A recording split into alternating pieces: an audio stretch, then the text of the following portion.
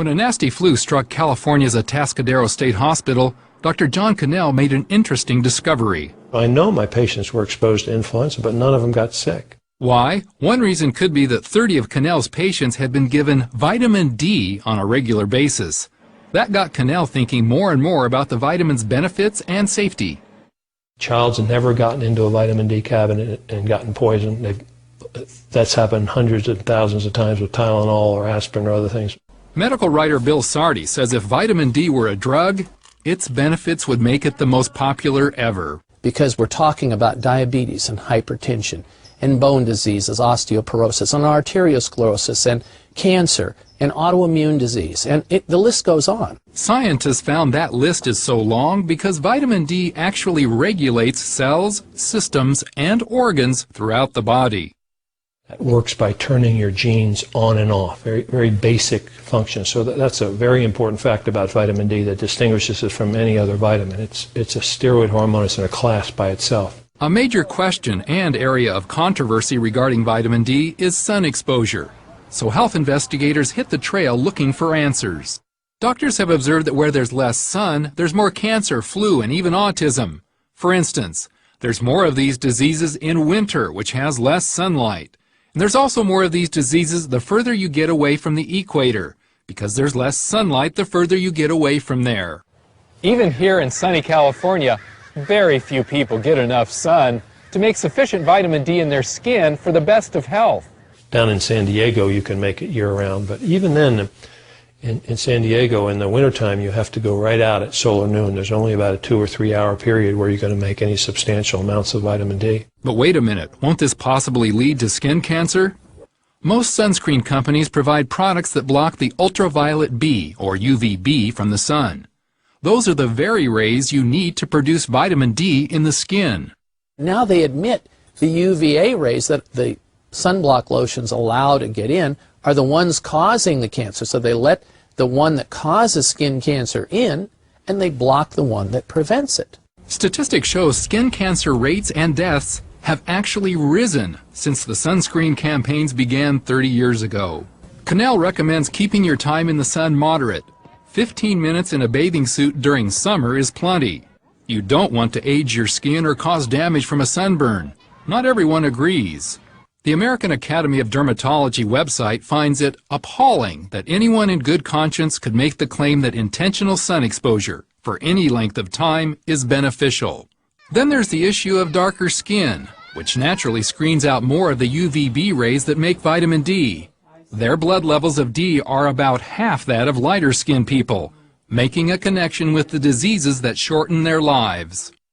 Heart disease and hypertension and stroke and cancer are the same diseases that have been associated with vitamin D deficiencies. So it may not be surprising that vitamin D deficiency affects as much as 3/4 of the populace, especially as winter takes its toll on vitamin D levels. That depletion could be remedied and possibly reduce the need for flu shots.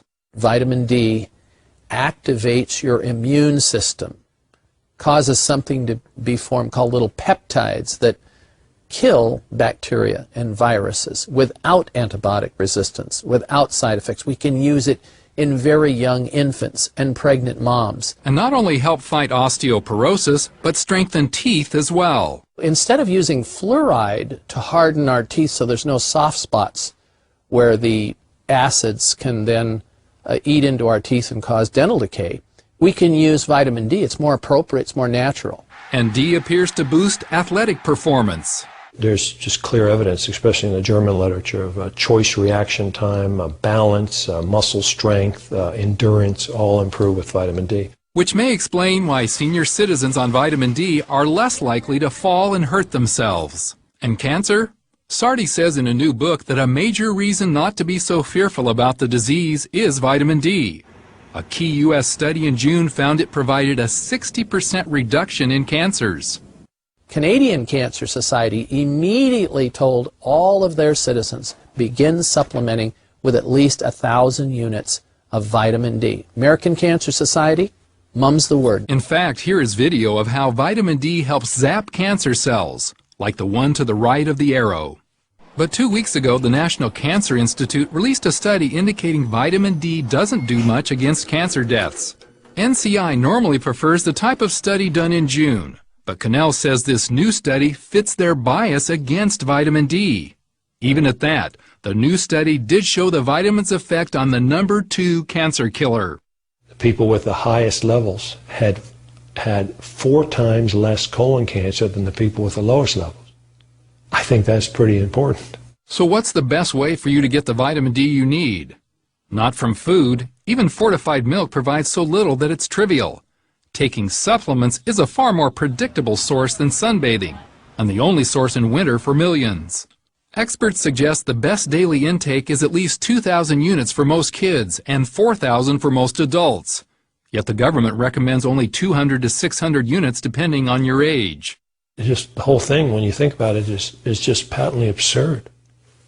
And the government's been recommending this now for 10 years, and they refuse to change they refuse to even look at the science. Cannell says he and his wife have taken as much as several 100,000 units for a few days when fighting off colds or flu. His usual daily dose is 5,000 units, a dozen times what the government recommends for him. He finds it a religious connection. Here the Lord is saying that there's a system that makes this much vitamin D this quickly, thousands of units a day from sun exposure. And here's a government over here saying you only need a couple of 100 units a day. So you can sort of ask yourself, who do you want to believe? God or the government? Galen Tethrow, CBN News.